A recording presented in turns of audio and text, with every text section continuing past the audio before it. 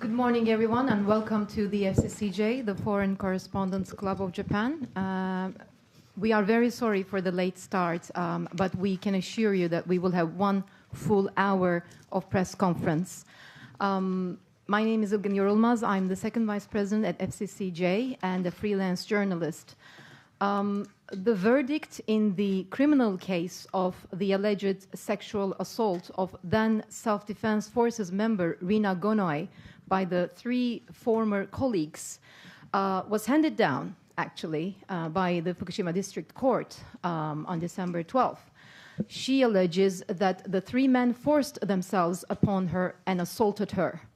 The accused have denied the allegations, but were dishonorably discharged from the self-defense forces. Gonoy-san has also since left the self-defense forces. Her case prompted a Defense Ministry inquiry last year that found more than 1,400 cases of sexual and other forms of harassment. Gonoy-san was named as one of the 100 women for 2023 by the BBC, and also, I believe, was among the 100 people for the next generation for 2023 by the Time magazine. So she is going to speak about this abuse and what she was aiming when she first went on this different kind of war, I believe, as a former member of SDF. And then we will open it for questions and comments. Please, Gonoy-san. And in the meantime, I would also like to mention that we have a legal representative for the participation of the victims, Aiko Ota, here with us. So any questions, any legal questions you may want to ask her, and we will have time also for that. Thank you. Please.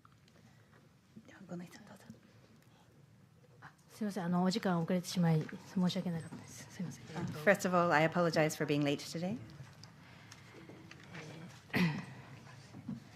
本日はお集まりいただきありがとうございます。昨日12月12日に私に対しての強制わいせつ罪について被告人3名に有罪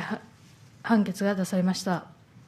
Thank you for coming here today. Yesterday, on December 12th, in regards to the case of sexual assault against me, the 3 accused were found guilty. 悪ふざけでは済まされない、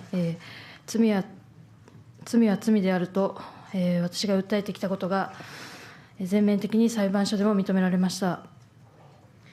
The court has now recognized what I have continued to speak out about. That is that things such as this cannot just be passed off as bad jokes, and that a crime is a crime.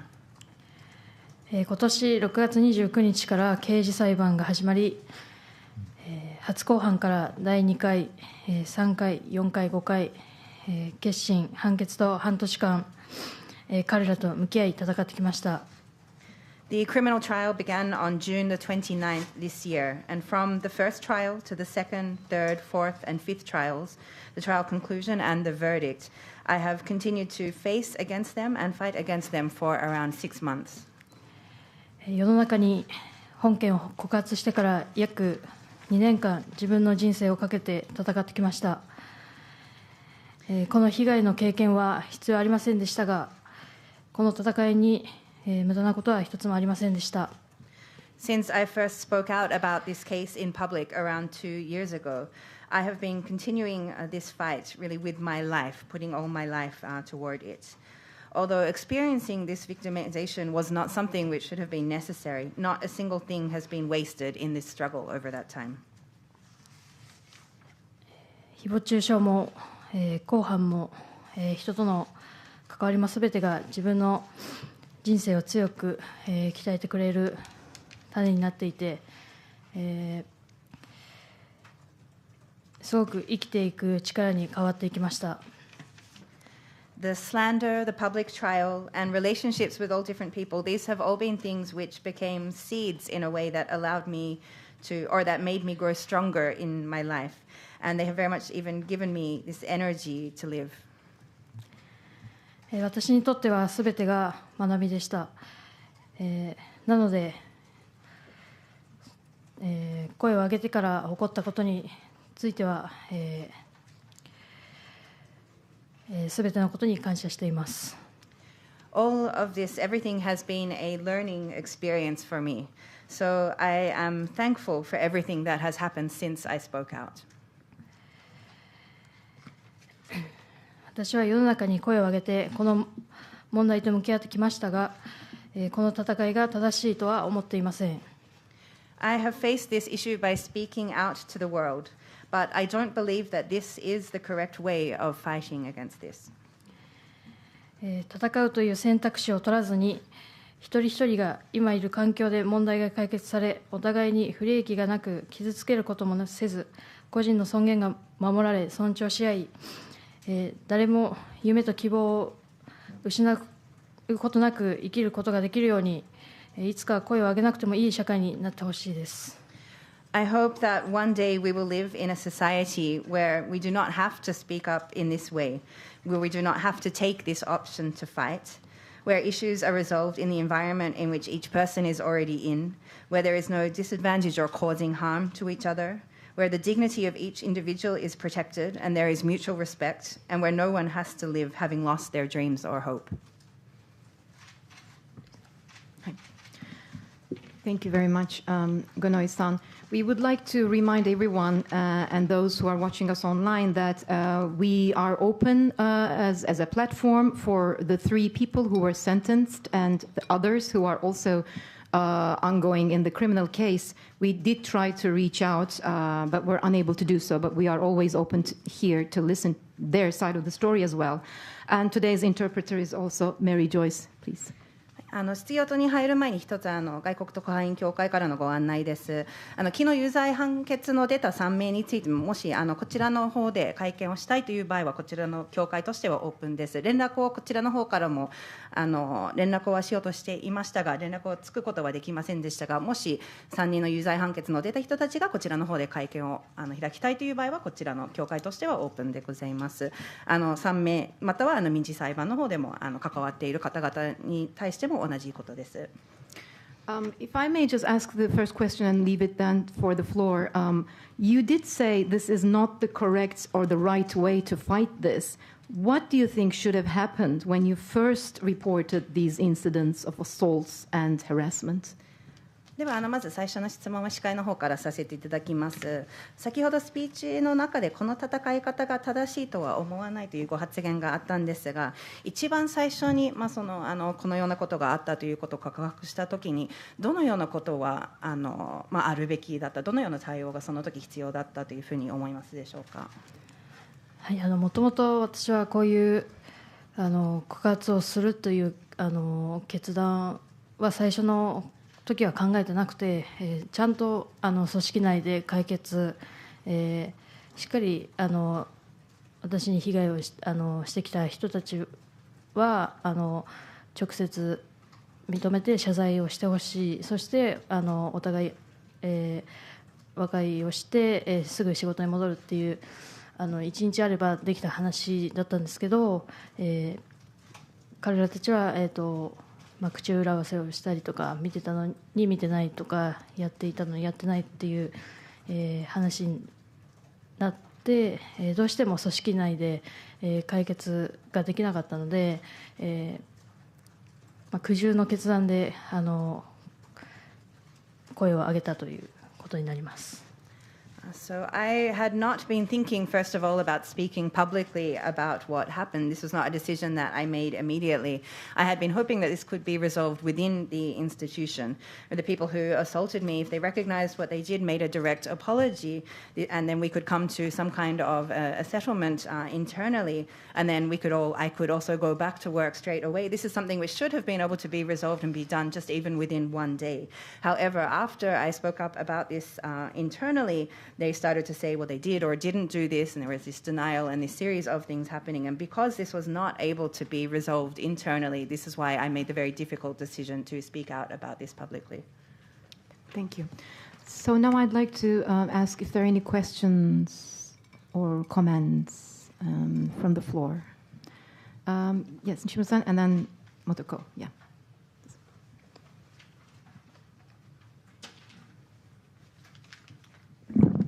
Nishimura, freelance. Thank you very much for today. As you said, I see some kind of structural problem inside the self-defense forces. I wonder what the people around you was doing when they see the sexual assault in front of them. So if someone around you protected you, you would not have indicted those three people. And is there any structural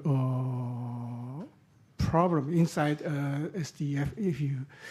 see something about it? Thank you. フリーランスの西村と申します。自衛隊の中でも構造的な問題があるというふうに見えるんですけれども、当時そのわいせつ行為があった時に周りの人たちはどのような行為、どのような反応をされていたのでしょうか。もしその時に誰かが五ノ井さんをもし守っていたのであれば、このような事態に告発もして、それで裁判になるような事態は防ぐことはできたと思うんですけれども、自衛隊の中の構造的な問題についてどのようにお考えでしょうか。全体的なのはちょっと私は分からないんですけど、私がいた部隊では被害があった後、調査を行われてはいたんですけど、誰一人証言が出てこなかったっていうのもありましたし、身内内で男性隊員同士がかばい合うっていうこともありましたし、口裏合わせをしたりとかいろんなことがあって証言が出てこなかったっていうのもありました。I'm not able to speak about the overall situation. However, within the troop in which I was based, where I was stationed after the assault, an investigation did happen internally. However, there was not a single testimony or a single person who spoke out about having witnessed anything. We could see that the male members of the troop were covering up for each other and they were not speaking out about this, and so not a single person said that they had seen anything.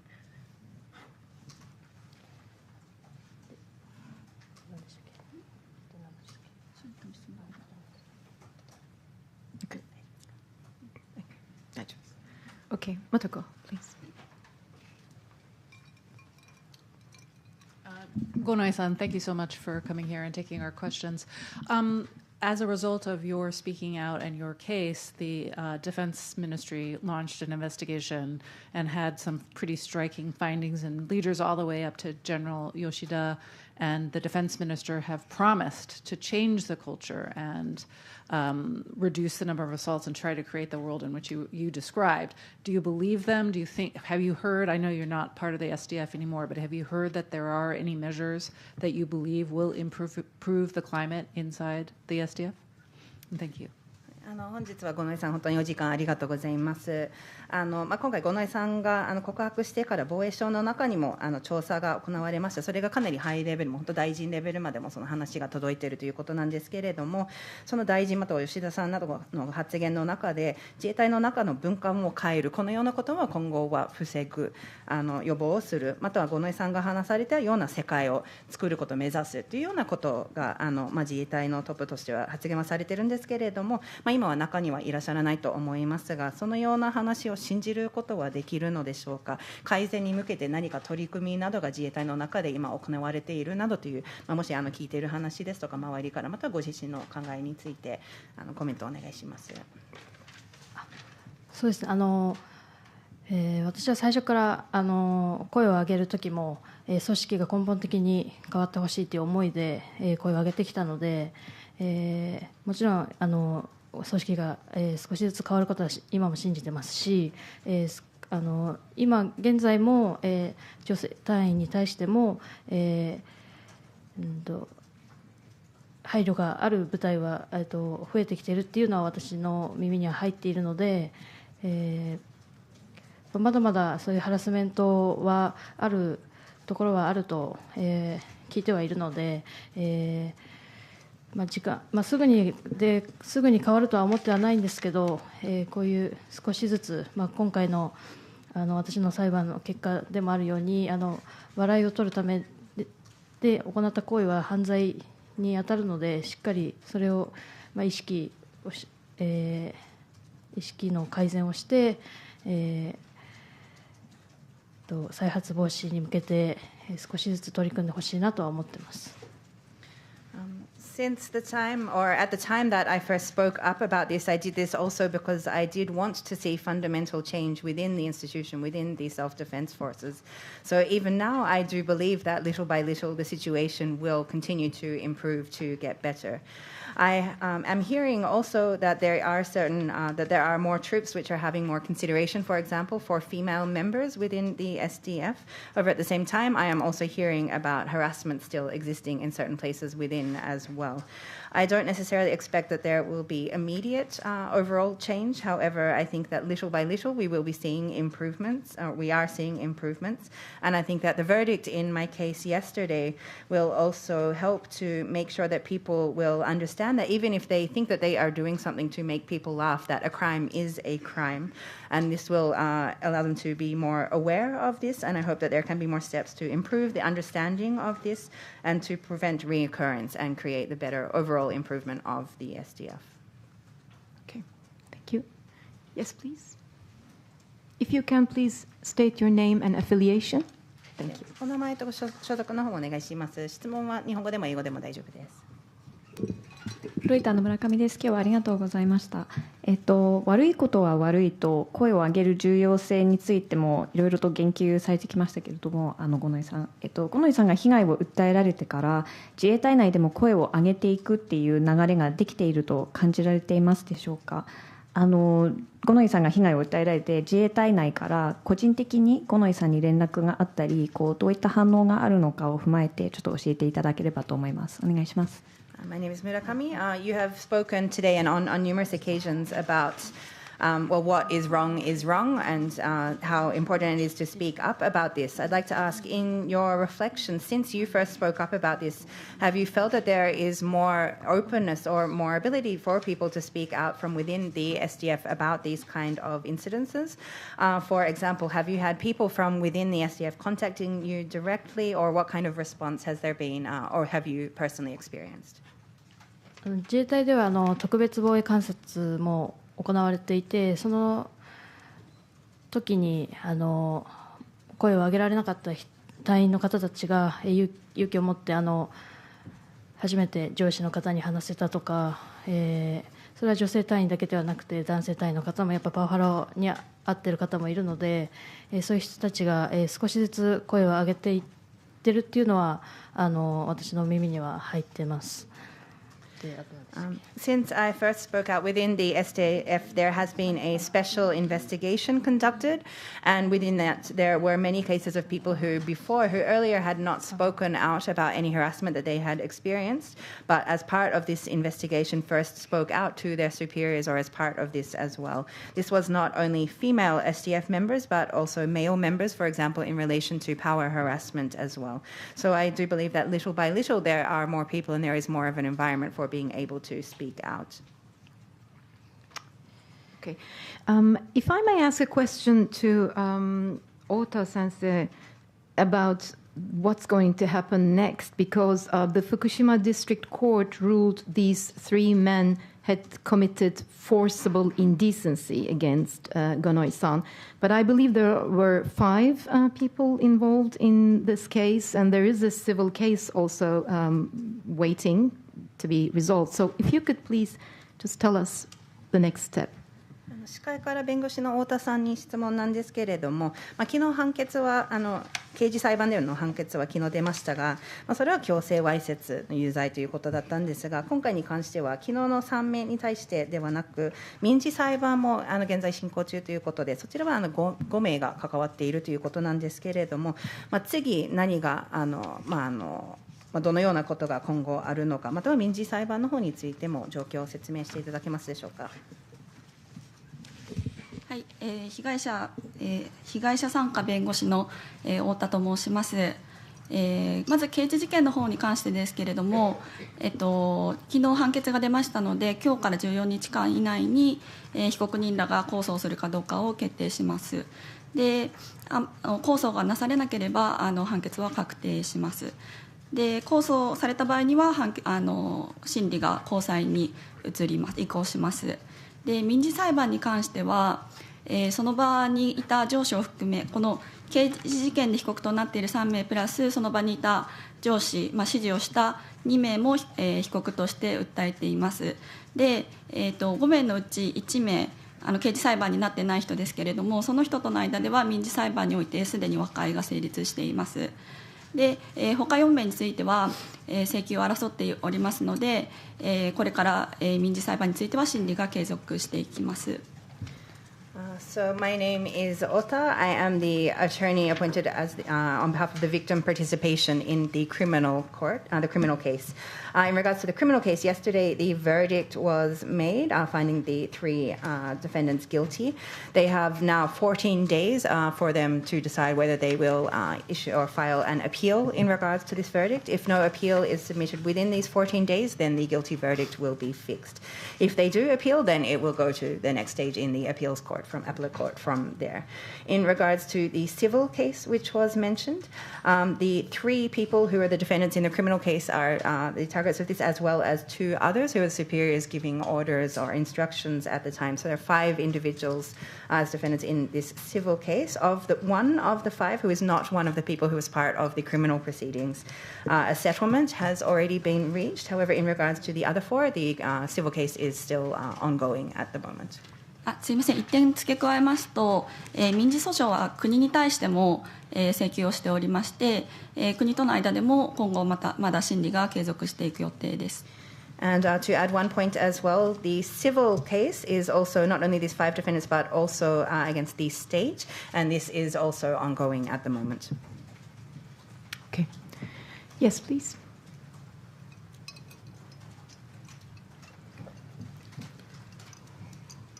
朝日新聞の島崎と申します。本日はありがとうございます。五ノ井さんと太田さんにそれぞれ一つずつお伺いしたいんですが、五ノ井さんに対しては、昨日判決ということで、事前の取材では大変やっぱりプレッシャーを感じられていると、重いプレッシャーを感じられているというふうに話されていました。これまでも裁判所に行くたびにとっても辛い思いをされてきたと思うんですけれども、昨日の判決を率直にどういう思いで見つめて聞いていたのか、聞いている最中にどんなことを考えたのか、そして今日の会見までに何か考えられたことがあれば、ちょっとその気持ちのところを教えてもうちょっといただければと思います。で、あと太田さんに対してはですね、判決の内容でちょっとお伺いしたいんですけれども、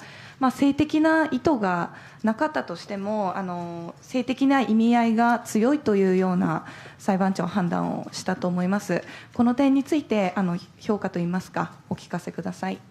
お願いします。My name is Shimazaki of the Asahi newspaper. I have one question for each Gonoi-san and Ota-san. First of all, for Ms. Gonoi, you mentioned prior to the issuing of the verdict to the media that you felt a very heavy pressure in regards to the case and in regards to what you would hear. I'd like to hear if you could share a little bit more about how you are feeling now, both how you were feeling at the time of the verdict that was being issued, for example, when you were listening to this, what you were thinking about, how you felt at that time, and also since then as well, from when the verdict was issued. Yes, and if I may, definitely, if I may add to this question. Can I finish the translation first? Sorry. So if we could share about how you feel since yesterday until today, and especially about emotionally how your situation is at the moment. Sorry. That's okay. There is a very related question just in now from Le Figaro's Régis Arnaud. He is asking, on August 1st, you collapsed in court hearing when a superior admitted that he had lied. Can you share what went through your head at this moment?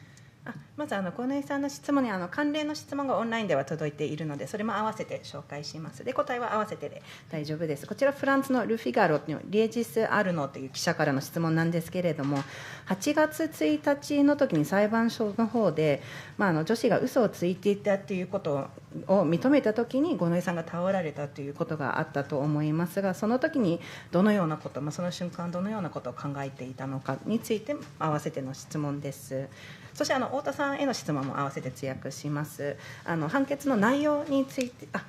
sorry, that was the wrong language. I'll translate that into English. Sorry. The question in regards to, for Ms. Ota as well, was in regards to the content of the verdict. It mentioned that while there was not necessarily sexual intention in the acts which were conducted as part of the insult, they did contain a sexual meaning, and this is why a part of the reason that it was indeed found guilty in regards to this. If we could share in a little bit more detail your evaluation of this verdict. じゃあ、お姉さんお願いします。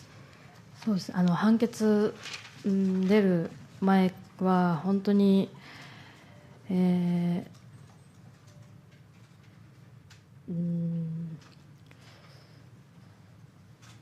私の中では本当に自分の命を削って法廷の場で立って彼らたちと向き合って、決審まで、初公判から決審までやってやっと判決が来る日は本当に前の日も寝れなかったですし、もし仮に、ただし判決が出なかったら私は生きていけるんだろうかとか、いろんなことを考えながら当日を迎えました。So first of all, before the verdict, how I was feeling then, I really felt that I put everything of my life on the line as part of this struggle.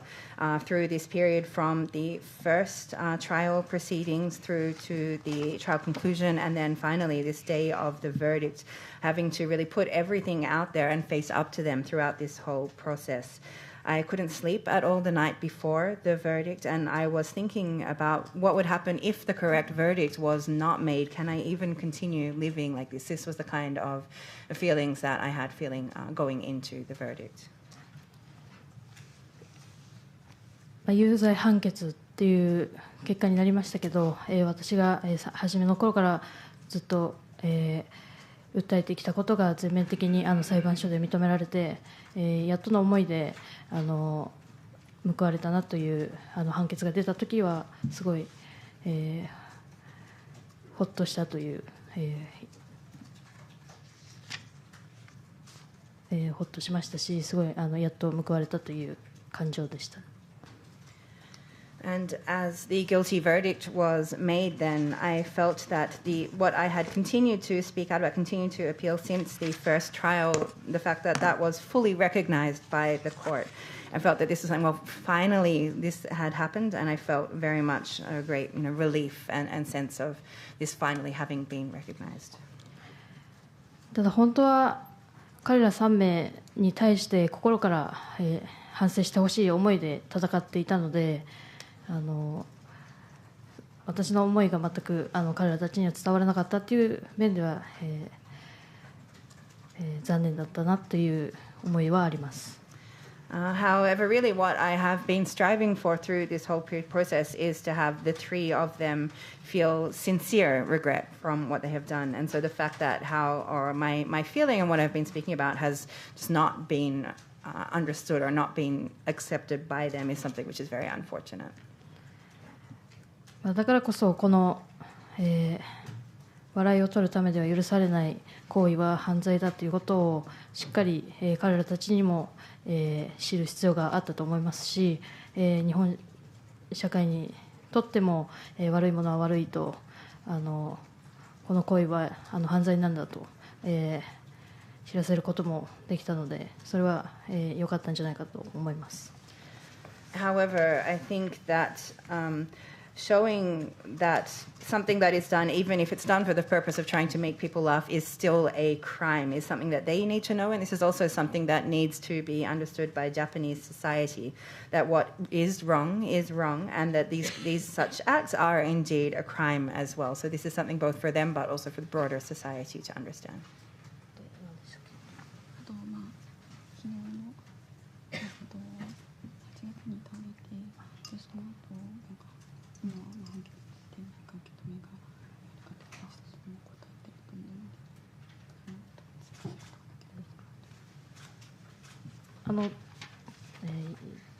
倒れた時、公判中倒れた時は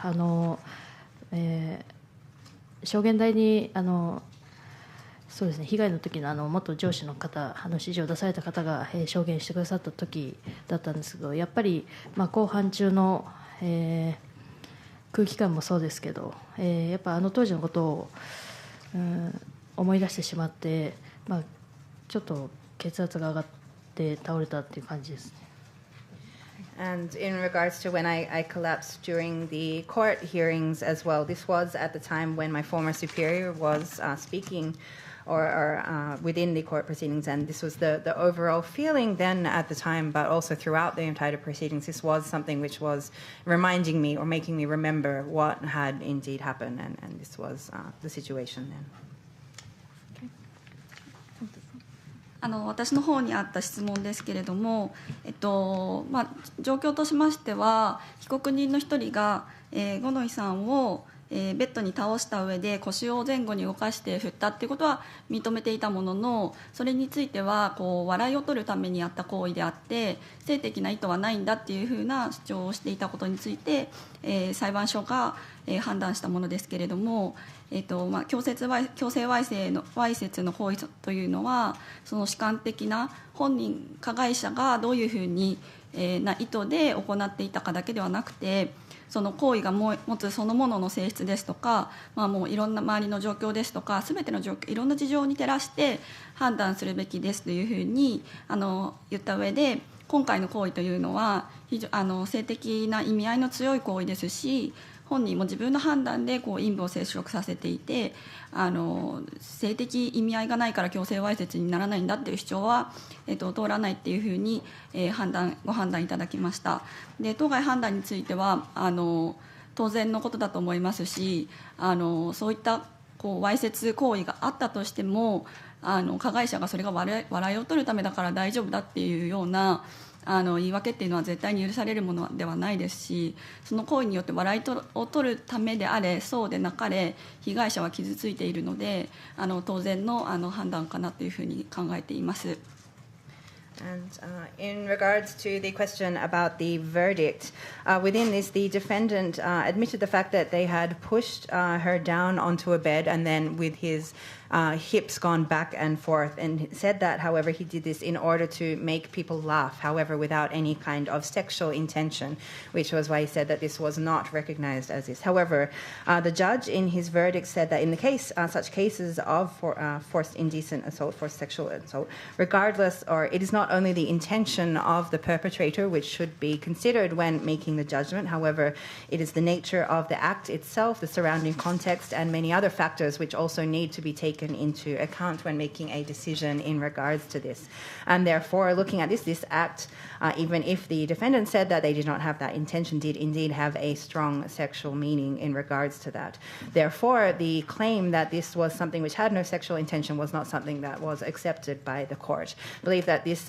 decision is something natural, that such kind of assaults are not acceptable, of course, even if the perpetrator says that they were doing it for the purpose of making other people laugh. Either way, whatever this intention is, it is something which hurts the victim, which causes damage, and therefore it is a natural decision that this was indeed found guilty. Okay. Yes, please. 毎日新聞の明珍と言います。五ノ井さん、今日はありがとうございます。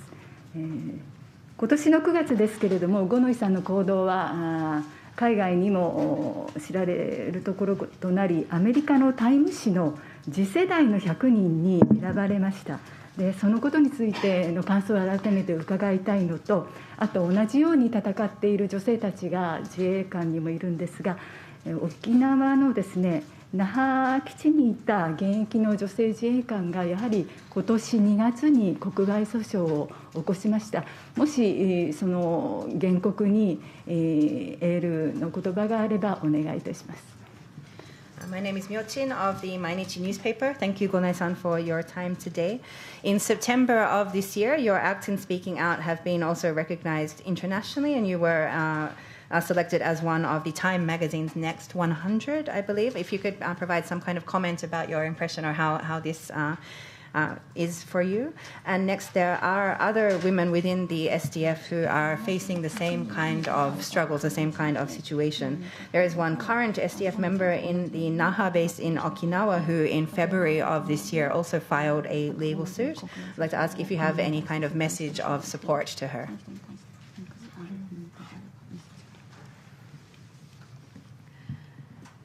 声を上げてから海外の皆さんにすごい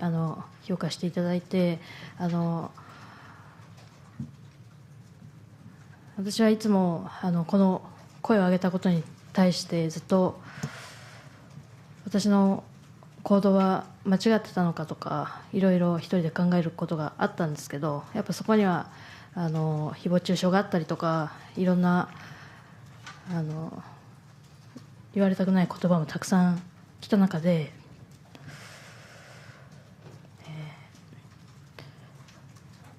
評価してくださる場所が、あるっていうところに私はすごく救われました。Since speaking up, people from outside of Japan have continuously encouraged or highly evaluated what I have done, my acts, since I've spoken out. At times when, of course, I was wondering whether I had indeed done the right thing, whether it was wrong to speak up. At times when I was experiencing slander or having to hear words that nobody would want to hear against me, knowing that there was somewhere that recognized or accepted and praised what it was that I was doing was something which was a great support or help to me.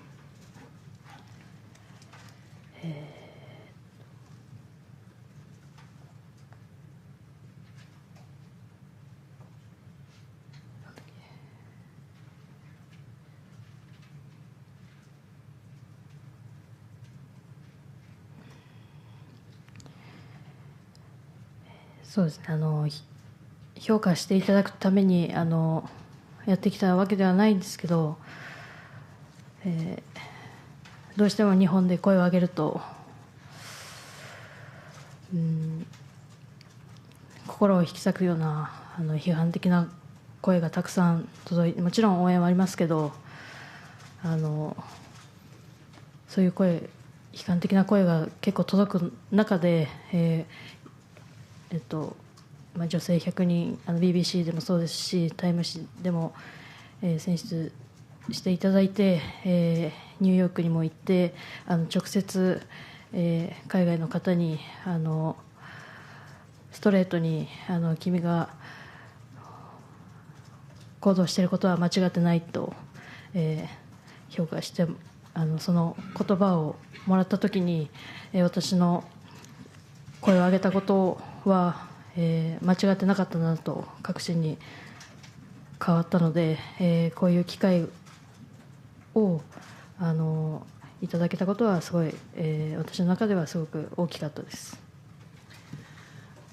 Of course, I'm not doing any of this just for the purpose of being praised. However, when we do speak out about something like this in Japan, well, of course, there is some words of support we hear. At the same time, there is a lot of really criticism so harsh that it's really heartbreaking as well. Therefore, being selected in these 100 people by the BBC and Time magazine, having the opportunity to go to New York and to speak directly with people from overseas as well, and have them say to me very directly, your actions, what you did was not wrong. These kind of words were something which helped me to become certain also within myself that speaking out was something that I was not doing the wrong thing there. So receiving such opportunities like this have been very significant for me.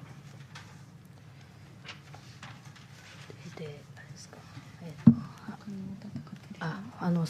私以外でもまだまだ戦っている方はいるというお話でしたけど、私もあまり詳しくはその事件の内容とかわからないんですけど、内容はどうあれ戦っている、身としては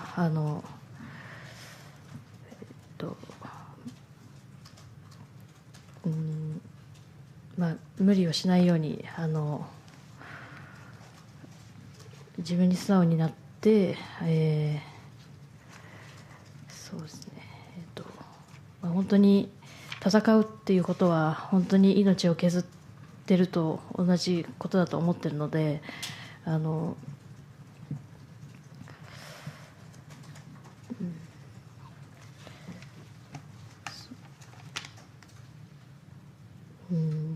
でも自分が真実だと思うことはしっかり貫いて、頑張ってほしいなと思っています。And as for other people still fighting, still struggling in similar circumstances, I don't know the details of that specific case to speak out, but as someone also within the midst of this kind of struggle, I think it's important to say, to be honest to yourself. While taking up this kind of a fight is something which is really putting yourself or your life on the line in a way, but knowing that you are doing the right thing, knowing that it is the truth to continue, and I just wish them the best. Okay. Any other questions? 1, 2. Yes. Go ahead.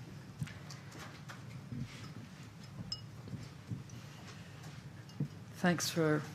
coming. I'm Elizabeth Palmer from CBS News, American Television. I want to say that I very much admire your courage. And I would like to know about your family. How much of a journey has this been for them? How are they feeling about you now? And did this court decision bolster them in some way, help them help you?アメリカの CBS のエリザベス・パーマーと申します。まず本日本当にありがとうございます。そして五ノ井さんの勇気にも尊敬をしています。ご家族について伺いしたいんですけれども、この間のことを家族にとってはどのようなことだったのか、今もご家族はどのような気持ちでいるのか、また昨日の判決が出たということで、ご家族に対してそれが力になったのか、そのようなご家族がどのような状況にいるのかということについてコメントお願いします。まず8月の件で被害に遭った時は母親に、SOS を求めてメッセージを送ったり、最初の、そこから今に至るまで、私のお母さんも何度も、組織に掛け合ってくれたりといろいろ協力はしてくれました。So first of all, in regards to my mother, from the first time of the incident and in August, when I sent her by message, an SOS call really at the time, since then she has very much stood by me from then and until now, going together several times, for example, to the SDF to speak to them and so on as well. And she's been very supportive within this process. 今は住んでいるところは離れてるんですけど、まだ自衛隊内にいるとき、被害に遭って休職中のときに、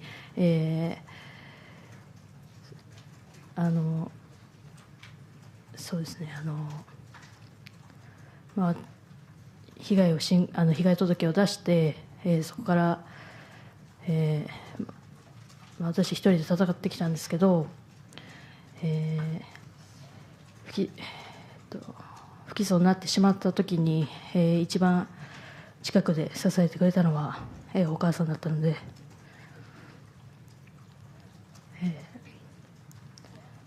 今回の判決を出た時もしっかりお母さんには、支えてくれてありがとうと伝えました。And although we are not living close by now, we are living apart now. At the time, initially, when I was on leave from my job within the SDF after the assault, And from when I first submitted the report, I was very much fighting alone in this. However, after the defendants were not indicted, she was the person who was standing the most by me, who was supportive and really together with me, my mother, throughout all of this as well. And after receiving the guilty verdict yesterday, then I also wrote to her, of course, to say, well, thank you for your support throughout this.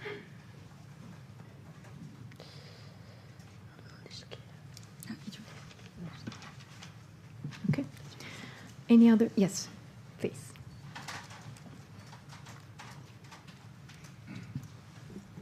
Hello, Mara Bajan, Japan Times. Thank you very much for coming here today. So obviously you spoke out about what happened to you, but another thing you've spoken out about is the culture of victim shaming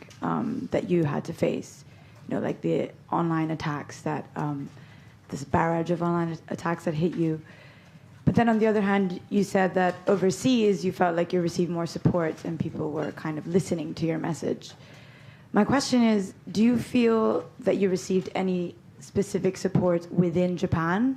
maybe from specific people or groups, or even from the wider public? And related to that, you know, where do people who, women or even just people who have gone through what you did, where can they turn to in Japan? Thank you very much. ジャパンタイムズのマラバジェンと申します。今回五ノ井さんが発言されていることの中で実際の事件についてだけではなくて、やはりその日本の文化の中でその被害者のことを、ビクティムシェーミングという言葉があるんですけれども、被害者をオンラインで誹謗中傷したりなどというようなことが、日本の中にあるということについてもさまざまなご発言をされているんですけれども、また海外の方で日本よりもサポートをしていただく人、声を聞いていただく人というようなこともあるかと思うんですけれども、質問の方は日本の国内で特に、例えばその特定の、個人でもグループでもそのような支援ですとかサポートは日本国内にはどのようなものがあったのか、もしくは一般的な社会の方からのサポート、または関連なんですけれども、日本でこのようなこと、被害に遭った人たちをどのようなところに、行くべきなのか、どこに話を持っていくべきなのかということについての関連の2つ目の質問です。まず国内のサポートですね。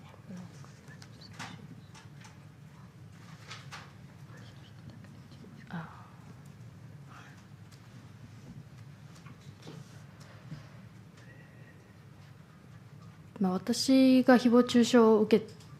てた時は何か支援をしてくださる場所っていうのは別に探していなかったというか、私は本当に近くにいた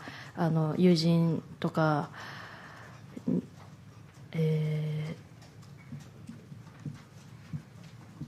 そうですね、友人とかによく相談をして一緒に出かけたりとか、そういうことで気分を晴らしたりしてました。だからそういうどういう質問ですか？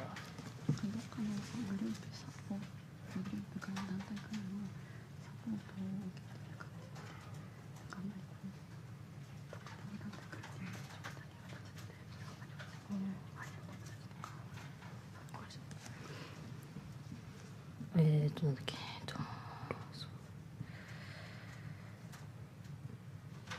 なんか私は別に誹謗中傷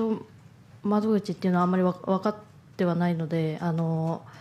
謗中傷を受けて傷ついた時は本当にこれは許せないと思ったものは警察に相談をしましたし、被害届も出してしっかり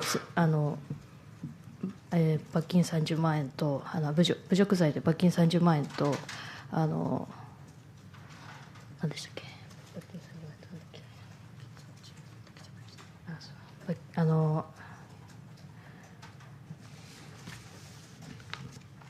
略式起訴になって罰金30万円を支払って、終えたものもあるんですけど、誹謗中傷に対してちょっと質問ずれるかもしれないですけど、誹謗中傷に対して思うのはやっぱり言葉は凶器だと思ってますし、それを受け取った側は一生の傷にもかかわらずそういう心を、殺すような言葉を使った人は、たった罰金30万円で許される日本の、法律はちょっと私はあまり納得はいってないです。So first of all, when I was experiencing this kind of slander online, I don't necessarily know about which, or in terms of a place to support, I wasn't necessarily seeking out a particular place or service to help at that time. However, it was the friends close to me who I spoke to about this, who they helped me throughout this as well. We would go out together and they would help me to feel better in this situation as well. I don't specifically know details of what kind of consultation or support counseling services there might be, but in cases of something which is severe, I did also go to the police to file reports against this, for example. And there was a case where, in regards to online slander, also a fine of 300,000 Japanese yen was issued to the person responsible for this in one finding, for example. However, what I really feel about this kind of slander is that words are a weapon, and they are something which can really harm someone for, or cause lifelong harm. So when we have these kinds of situation of people using words that have the power of really destroying someone's heart or spirit in a way, the Japanese law, which all that they find them accountable for is a 300,000 yen Japanese fine. This is not something which I feel is enough or is acceptable. Any more? 1, 2. So, first you.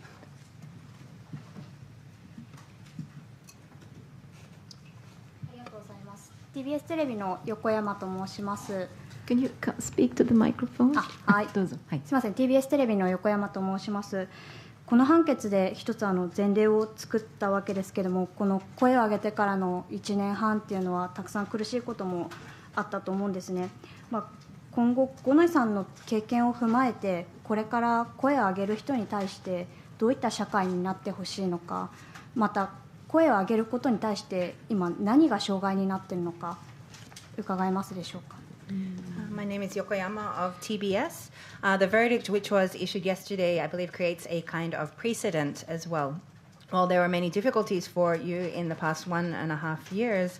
when we think about your experience, or I'd like to ask, what kind of society do you hope to be created for people who have spoken out in this kind of way from now? And also, what do you think are the obstacles or the hurdles which prevent people from speaking out?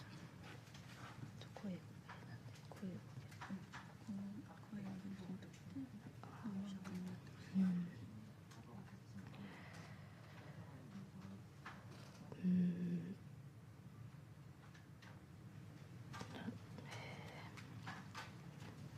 本当にまだまだ声を上げられない人たちがたくさん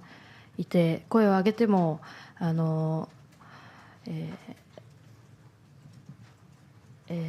取り合ってもらえないという方々も、たくさんいるので、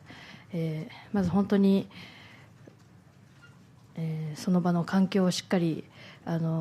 声を上げやすい環境になってほしいなと思いますし、私は本当に告発が正しい戦い方だとは思ってないので、こういう実名とか顔を晒してやることがもう今後起きても欲しくないと思ってますし、こうなる前にしっかり今いる環境で声を上げて解決に導いて、お互い不利益がないような環境になってほしいなと思ってますし、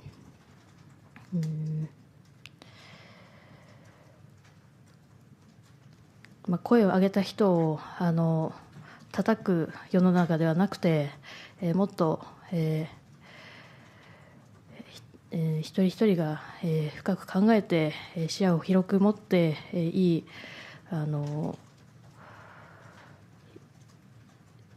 批判的な言葉じゃなくていい未来に向かっていくようなみんな考え方をしてほしいなとは思ってます。There are still many people who are now not able to speak out, or some who are speaking out, but this is not being listened to or action being taken in regards for this. I really hope that there can be in each environment, or it can be made easier for people to be able to speak out for this. As I said, for me, I don't think that having to speak out in this way or fighting in this way is the correct way that it should be. And I hope that no one else will have to speak out in the way that I have, bringing also my face, my real name in public in this kind of way as well. I hope that, or the situation should be resolved before it ever reaches that kind of point as well. It should be able to be resolved before someone has to speak out in this way, and there should be able to be a way to build relationships which are not at the disadvantage to anyone there as well. When we also think about the society where people who do speak out, therefore, or then undergo bashing as well, I think that I really hope that we can create a kind of society where each and every person can think about things more carefully, can have a broader perspective, not use these kind of critical words, but rather think about what can be done to create a better future.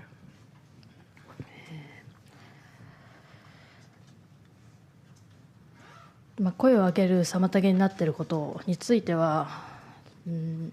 やっぱり私が舞台にいた時はもしこの件を誰かに話してしまったら情報がいってしまって言いづらくなってしまうとか、なんかそういう心境になったり、なんか悪くないのになんか悪いんじゃないかとか考えてしまったりとか、なんか自分を責めるような感じで持ってしまってたので、あとはハラスメントとかだったら泣き寝入りしてしまう人が世の中にたくさんいると思っているので、なので今回私は性暴力とハラスメントってずっと言ってきましたけども、ハラスメントであっても犯罪、どうしてもなんかハラスメントと性暴力ってハラスメントの方が軽いってなんか思われてますけど、私はそう思ってなくて、ハラスメントだって犯罪なので、それを今回こうやって示したかったですし、コミュニケーションの一環であっても笑いを取るためであってもハラスメントと言われるものであっても犯罪は犯罪なので、しっかりそこは今回この判決に有罪判決で分かったと思うので、どんどん男女ともにですけど泣き寝入りせず声を上げていってほしいなとは思ってますね。決して悪いことではないと思っているので、はい、そうですね。As for obstacles or things which are stopping people from speaking out, for me, when I was still in the troops, still in the SDF, I was thinking about, well, if I did speak out about this, would it be hard for me to stay here? Would it be hard for me to remain here? I was very worried and concerned about this situation. And although I knew that I was not in the wrong, I was feeling that perhaps I was doing something wrong, criticizing or blaming myself as well.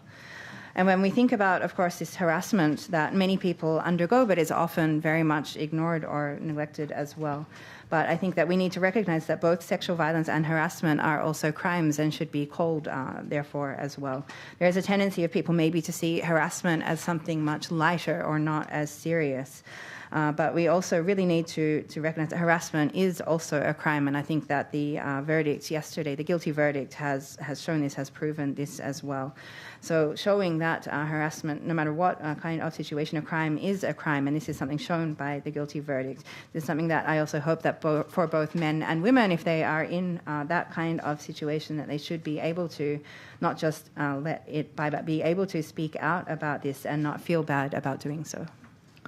And if I might just add, to support what五ノ井さん is saying about this ignoring or dismissing complaints about these sexual harassment or other kinds of harassment, I believe a report was commissioned by the Ministry of Defense in August, and it found 1,325 reports of harassment, but the victims are saying they felt passed around by counselors or thrown in the rubbish. And this is despite these people having met the counselors, so some of them said they never received a response even from the self-defense forces. 補足なんですけれども、今回の五ノ井さんの告白の後にも防衛省の中で調査が行われまして、8月にその結果が報告されたときに1325件のハラスメントが報告されたというようなことがありました。でその中でそのハラスメントを受けた人たちの中で、例えば告白をしてもカウンセラーと話しても、そこがなかなかちゃんと対応が取られてないですとか、反応も返事ももらえなかったなどというようなケースも報告されているということのハラスメントについて補足させていただきます。I think we have time for 2 more questions. Oh, we have 4. Okay, can you stay a bit more? Can they stay 5 more minutes? Like. お時間あと5分ぐらい。Okay, so we have the final 4 questions. So please be very short. あと5分延長しますので、質問の方なるべく短めでお願いします。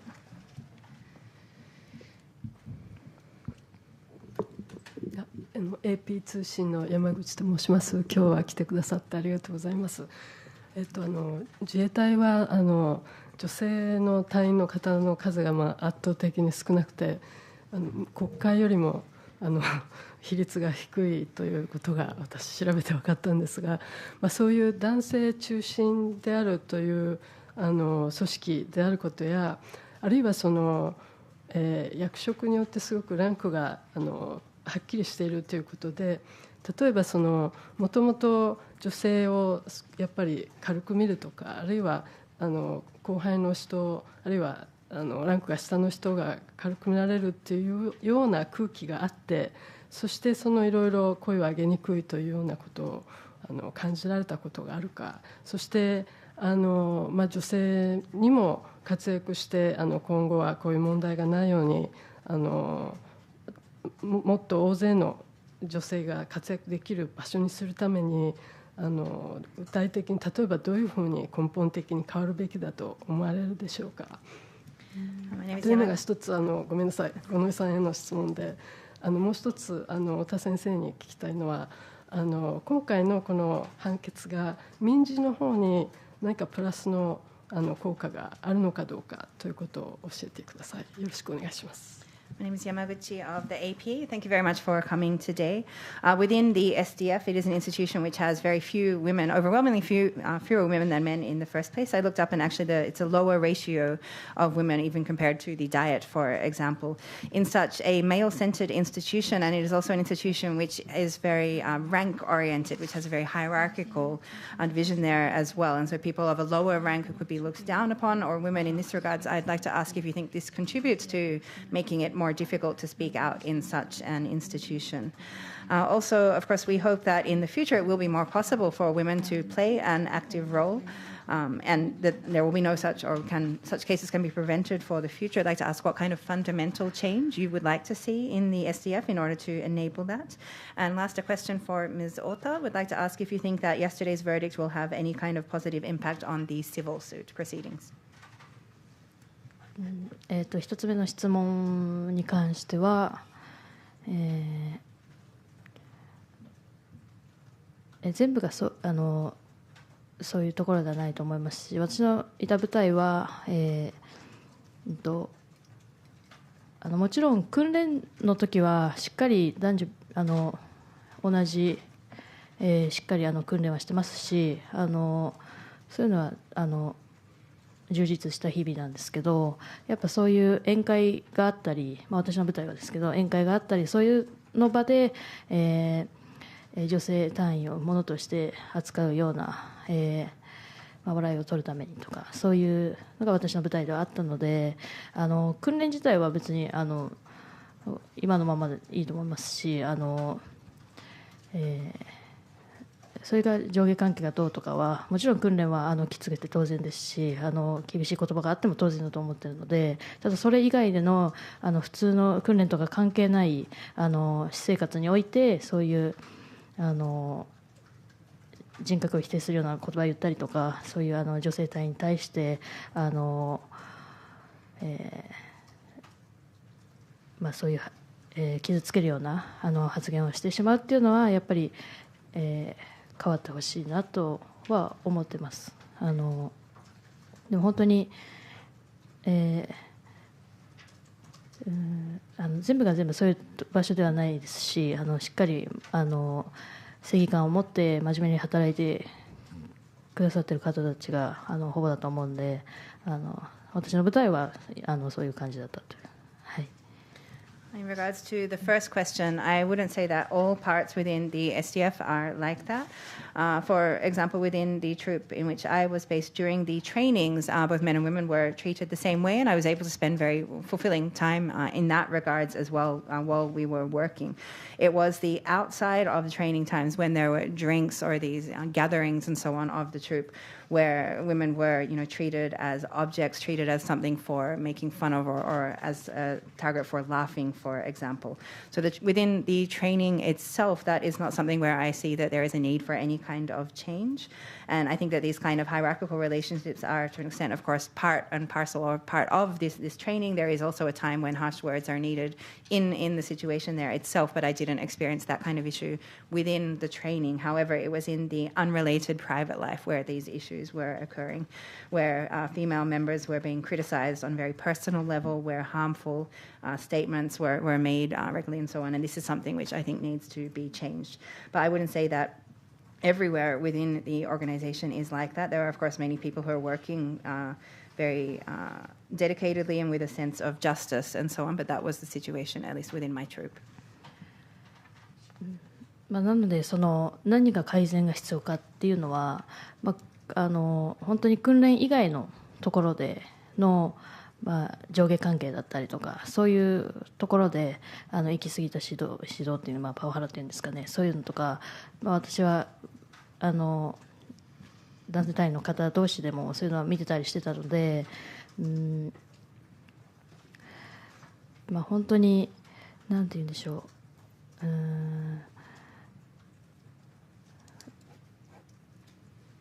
男性だからとか女性だからとかじゃなくて、本当にお互いが訓練以外でも働きやすい環境になってほしいなとは思ってます。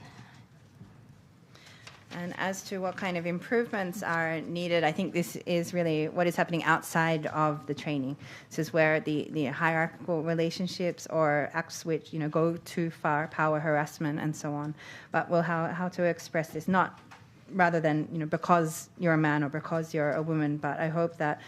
not only within the training but outside the training, we can also create a kind of environment where it is easy for people to work together as well. であとはもっと組織内の、上司の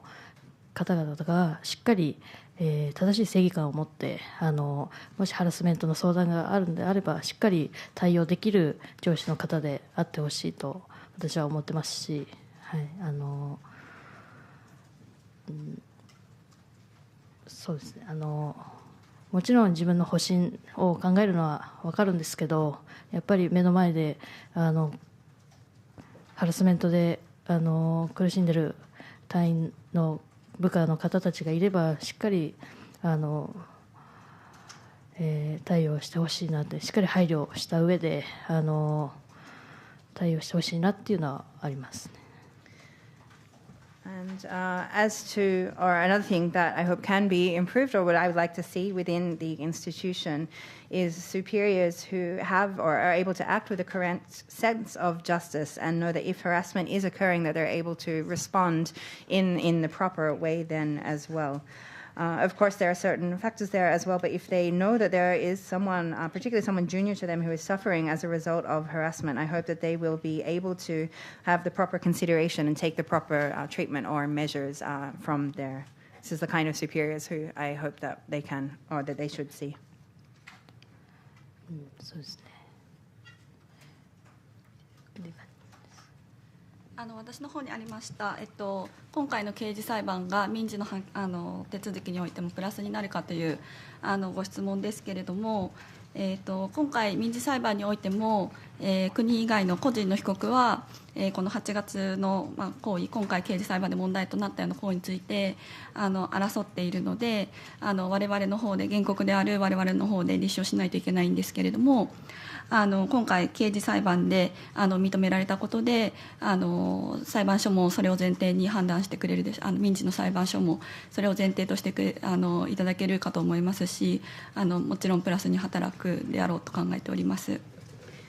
As for the question about whether the verdict in this criminal trial will have a positive impact on the civil proceedings, it is these same acts of the individual defendants who are a matter of concern within these civil proceedings as well. And though, of course, we as the plaintiffs need to still continue to prove this within the courts as well, the fact that it has been recognized in the criminal proceedings will indeed be something which will be taken into consideration within the civil proceedings as well. So I do believe that it will have a positive impact in that regard.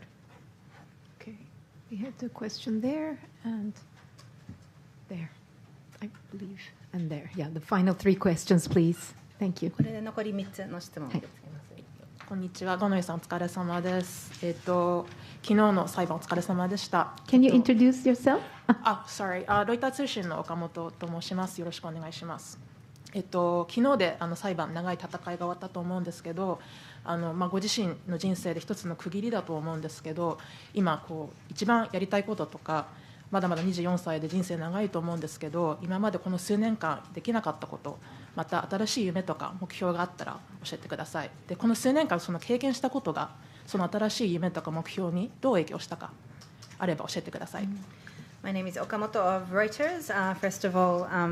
the long struggle throughout the proceedings has ended yesterday, and this is perhaps one marking point within your life as well. I'd like to ask if you're still only 24 years old, still very young, have a long way ahead of you, if there is anything that you particularly want to do from now, anything that perhaps you couldn't do during these past few years, or if you have any kind of new goal or a new dream, and if you do, what kind of influence your experience over these past years has had on that.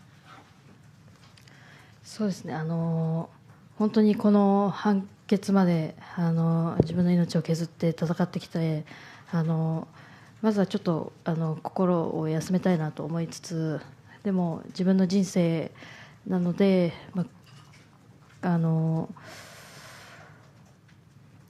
自分らしく生きていきたいなとありますし、本当に私は小さい頃から柔道をやっていたので、今もフラッシュバックでなかなかできない日もあるんですけど、でもやっぱり救われた後半中も何度も、心折れそうになった時も柔道で救われてきたので、そういうなんて言うんでしょうね、何度投げられても立ち上がる強さっていうのを柔道で教えてもらって、それは人生においても何度世の中にいろいろ言われても何度でもその立ち上がる強さっていうのは柔道で教えてもらったので、そういう、人生において必要な力を柔道があると思っているので、その、私の生きがいである柔道を、今後、いろんな人に、体験を柔道の体験を通して伝えていきたいなと思ってたり、なかなかあんまり今後については決まってはないんですけど、本当に今までできなかったことをやってみたいこと、いろんなことを挑戦してこの生きる姿を今までその強い姿しか見せてなかったかもしれないので、もっと普通の人間なんだよっていうのを表していきたいというか、本当に決まってないんですけど、とにかく自由に自分らしく生きていきたいなと思ってます。Until this verdict, really everything within my life and really putting everything towards this as well. So first of all, I want to have some time, first of all, to rest, both emotionally there as well, and have some time to myself in that regards as well. Judo is something which I have been doing since I was very small, and it's something that even during the days of the trial, it's been a great support to me, even at times when I felt that really my heart was perhaps even about to break. Judo was something which was very helpful, despite the fact that on some days it was very difficult for me to do due to flashbacks, which were coming back then as well. But judo is something which has taught me over the years how to stand up once again, even after you're thrown down so many times. And this is an important lesson, not only for judo, but also within life as well. And this is something which I've really been able to learn, no matter what I'm going through, no matter what is said to me, being able to stand up again from that is something which I think judo has taught me as a power or a strength that is necessary for life as well. So in that regards, with judo as, in a way, one of my purposes or sense for living, I hope to be able to create more opportunities for many other people to experience judo in the future as well. I haven't necessarily made or nothing decided about that, but I want to also try many new challenges of things which I haven't been able to do in this time until now. Also, until now, I've only perhaps been able to show my strong face, but I also want to be able to show that I'm just a normal human as well, show this normal side there as well. So while it's not decided yet, I'm looking forward, or I'm hoping to be able to live free and live true to myself from now. あとはそうですね、やっぱハラスメントに対してここまで戦ってきたので、私の言葉が誰かの勇気とかきっかけに変わるんであれば、どこかに行ってお話をしたいなと思ってますし、そうですね、やれることはいい世の中になれるんであればいろんなことをしていきたいなと、この経験をそうですね、声を上げる大切さをいろんな人に知ってもらいたいなとは思ってます。And also in regards to the harassment, what I have been standing up and fighting against till now, I hope that if in any way my words can provide some kind of a courage to someone or some kind of encouragement or moment for someone else to speak out as well. This is something which, if I can, through this or being able to utilize this experience to contribute to making a better world or recognizing the importance of speaking out, I also want to continue to do things in regards to that. Okay. Yes, please.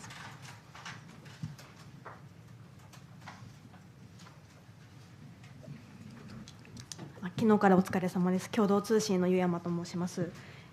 先ほど、その判決が出て報われたというようなご発言があったと思うんですが、でその有罪判決が意義深いことは確かだと思うんですけれど、一方で五ノ井さんが負った傷だったり夢を諦めざるを得なかった事実は変わらないと思います。性暴力が人生を変えてしまうという重い事実を我々が忘れないように、特に改めハラスメント問題に関して訴えたいことをお聞かせいただきたい。で特にその世界と比較して日本はどのようなところがまだまだ足りないだとか、そういう目に映るところがあればお伺いできればと思います。I'm from Kyoto News. You mentioned that the verdict yesterday was a great relief, or saved you in a way as well. However, of course, a guilty verdict, while it is something very important, it is not something which will get rid of the harm which has been caused to you, or will bring back the dreams which you've had to give up there as well. So I'd like to ask if you have any particular kind of message in regards to harassment, particularly to ensure that overall that society is reminded or remembers the importance of this as well. Particularly if we look at the fact that perhaps compared to other countries, Japan is still insufficient in regards to its recognition or understanding of this, if you have a particular message about that. Mm.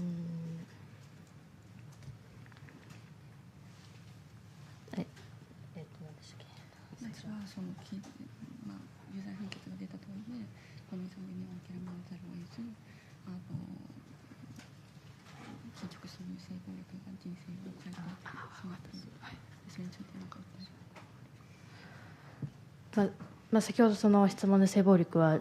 人生を変えるっていうのは言ってましたけど、ハラスメントも一緒だと思ってて、やっぱ記者の皆さんもそういう意識、性暴力とハラスメントを別に考えないでしっかり一緒に考えるような、それぐらい重い罪だと思ってますし、ハラスメントであってもやられた人は人生変わるかもしれないですし、本当に一緒の傷を負っているので、それは性暴力も一緒だと思ってます。だからそういう別々に捉えるんではなくて、本当に重い罪なんだって、ハラスメントだって重い罪なんだっていう報道も大事だと思います。So first of all, the reporter referred to sexual violence as being something which causes damage, which is life-lasting. And when I wanted to add that it's not only sexual violence, but also harassment itself, which is something which causes indeed the same kind of lifelong damage as well. And I would like to appeal to journalists to think about both of these issues as crimes which are just as serious as well. Harassment is also something which can cause this lifelong harm to the victim, so not to take sexual violence and harassment as things which are on different levels of severity. Yeah.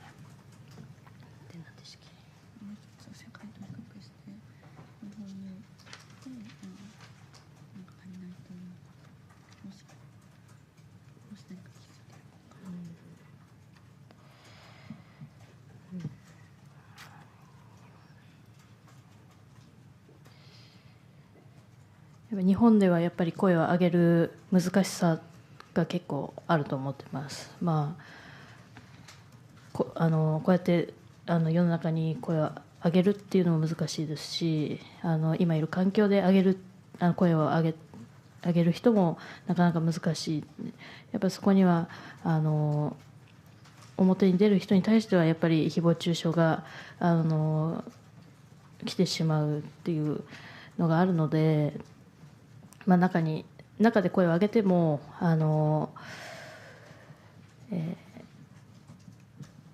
なかなか解決されないっていうのがあったりとか、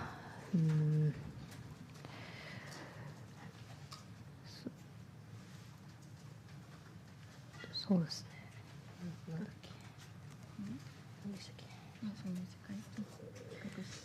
So to translate up until there, I think that it is especially difficult in Japan to speak up, both difficult to speak out publicly, but also to speak out even within your own context or your own environment there as well. For people who do come out and speak out publicly, then there is also the slander or the bashing and so on comes. And for people who speak out internally, also often, even after speaking out, issues are not resolved or dealt with.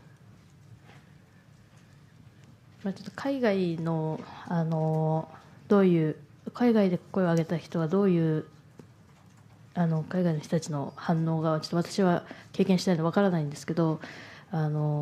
からその違いがよく分かってはないんですけど、ただ違いが分かるとすれば、こうやって表に声を上げた人に対して海外の人たちはしっかり評価をしてくれる場所があるっていうのが声を上げた人にはすごい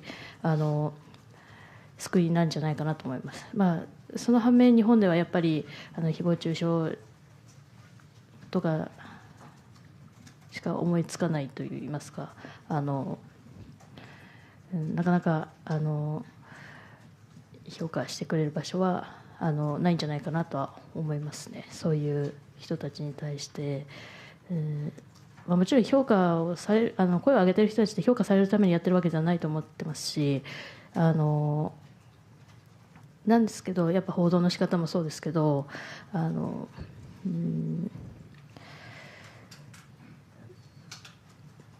あ、もうちょっとまあ、難しいんですけど、本当に優しい世の中になってほしいなとは思ってます。そういう面に対しては、そういう表に出る人たちに対してしっかりちょっとすいません、ちょっとまとまらないんですけど、Maybe until then the interpreter can Just a comment. and then let's wrap up. As for the element for in comparison or regarding people who speak up overseas and what kind of response they have, well, of course that's not something which I have myself experienced, so it's difficult for me to say or to speak directly in comparison about that. But the one thing I would say is that in regards to people who are speaking out publicly in this kind of way, I felt that there are these kinds of words of encouragement, or this is something which is seen as a positive thing from people overseas. However, in Japan, I think that what we see more is this slander, or that's really the only response for people who are speaking out, this backlash against them in that regards. Of course, we're not doing this just for the purpose of being praised or being encouraged in this kind of way. But I would also say maybe in regards to also the media reporting about this as well. It's difficult to find how to express this, but I just wish that we could have more of a society which is kinder, especially to people who do speak out publicly about this, but it's a bit hard to summarize my thoughts. Thank you. I'm going to have to ask the last, please, question to be posed because we are running out of time. Thank you. これで最後の質問とさせていただきます。読売新聞の溝田と申します。本日ありがとうございます。何度か苦渋の決断での末に、声を上げたというふうにおっしゃっておりまして、声を上げる非常に勇気が必要なことだと思います。我々が想像することが難しいほどの辛さがあったと思うんですけれども、最後に声を上げられた、その苦渋の決断の末に声を上げられたそのきっかけ、最後背中を押したもの、ご自身の中で何か誰かの言葉ですとか過去の経験ですとか、先ほどちょっと柔道のお話も出ましたけれども、そういったものが何かこのファーストステップを踏むその背中を押したものがあるのであれば教えていただけますか。ありがとうございます。My name is Mizuta of the Yomiuri. You've mentioned several times that it was a very difficult decision to decide to speak out. And this is something which I think needs great courage, which is perhaps difficult for all of us to imagine just how difficult that would have been. I'd like to ask if there was a particular anything which made you make that decision actually at that moment, if it was any words from a particular person, if it was any experience that you had before. You've spoken about judo and what that has taught you as well, but was there any particular word or experience or something which it was that pushed you to make that final decision to speak out publicly? 声を上げる前までは本当に、悔しいことだったり悲しいことだったり理不尽なことだったりたくさんあっての声を上げたことでもあったんですけど、でも本当に私は、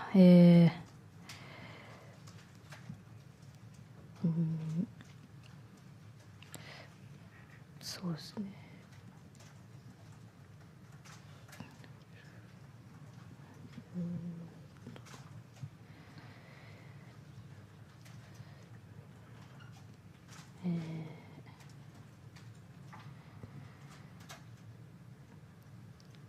私がその受けた被害についてなかったことにしたくないっていう思いとか、私の舞台でも同じような被害を受けた女性隊員もいたり、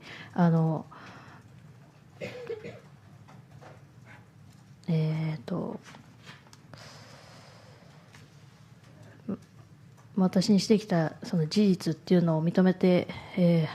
謝罪が欲しいっていう一心でもあったり、本当に二度と同じような被害が起きてほしくない、同じように夢と希望を持って入った新隊員の子たちがすぐ辞めることがないように根本的に組織が変わってほしいという思いで声を上げました。So before I spoke out, it was many things happened which were very frustrating or sad or unfair at the time as well. But for me, I wanted very much to make sure that the assault I experienced was not just treated like it had never happened. Also, the fact that there were other female members or members of my troop who experienced the same kind of thing was also one of the reasons as well. I wanted the facts of what had been done to me recognized, and I wanted an apology in regards to this as well, but particularly wanted to ensure that the same thing would not be allowed, or didn't want the same thing to ever happen again. Didn't want future people who are newly joining, signing up to the SDF with their dreams and hopes to have to quit as well. So therefore, I wanted to see some kind of fundamental change in the organization was what made me make the decision. でも本当に本当は組織内で私の件を解決してほしかったんですけど、私は自衛隊東日本大震災で自衛官に助けてもらって憧れて入ったので、自衛隊に対しては本当に感謝の気持ちと純粋に好きという気持ちもあったので、これをこの本件を世に出すっていうことも非常に私の中では辛いというか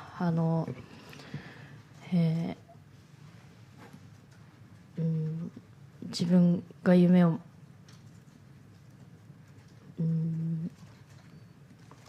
持って入りたいと思った場所をこういう形で表に出してしまうっていうのはもちろんいろんな誹謗中傷もあると思ってましたし、だから本当に自衛隊に対しても、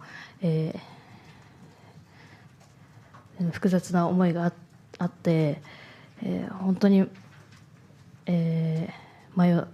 悩んで迷ったんですけど、やっぱり私の中ではなかったことにしたくないっていうのと、本当に感謝しているからこそいい方向に根本的にそういうハラスメントがない組織であってほしいってすごい思いが強くて、こういう行動も出たっていうのもあって、本当にまだまだ日本では伝わってはないんですけど、自衛隊を批判したいとかじゃなくて、本当に私は純粋に自衛隊が好きで感謝しているからこそ根本的に変わってほしいってすごく今も思ってます。Originally, I wanted for my case to be resolved within the organization. That was what I was hoping for. I myself also joined the SDF after having been saved by the self-defense forces at the time of the Great East Japan earthquake and tsunami. And it was because of my admiration from them and gratefulness, my thankfulness from that, and purely just liking the SDF that I held these dreams and joined the SDF in the first place. Therefore, coming out in public about this was something for myself very difficult to decide. Having these kind of dreams as the reason that I was signing up, and then having to bring the organization out in public like this was something which is very complicated feelings for me as well. And I was very unsure or uncertain about what to do for a long period in regards to this. But it's the fact that I was thankful to the SDF in the first place that I want to see fundamental change in the organization, that I wanted to see it become an organization without harassment. And this is the strong feelings which pushed me to make the decision. Of course, I didn't want or like to do this, and I think it's still not really understood or conveyed in Japan that I'm not doing this because I just want to speak badly of or criticize the SDF. Rather, it's because I not only like the SDF, but I'm so thankful that I want to see fundamental change in the organization, and this is still how I feel today. Thank you, Gonoy san. We hope your courage is an important milestone in creating this society where women in Japan can freely live, jibun rashiku, like you put it, whether they serve in the army or they are in politics or at work, at home, and they are no longer facing backlash for raising their voices, especially about sexual harassment and violence. Rina Gonoy, thank you very much for being with us today, and thank you also to Aiko Ota for your support, and Mary Joyce for your wonderful interpretation. Thank you.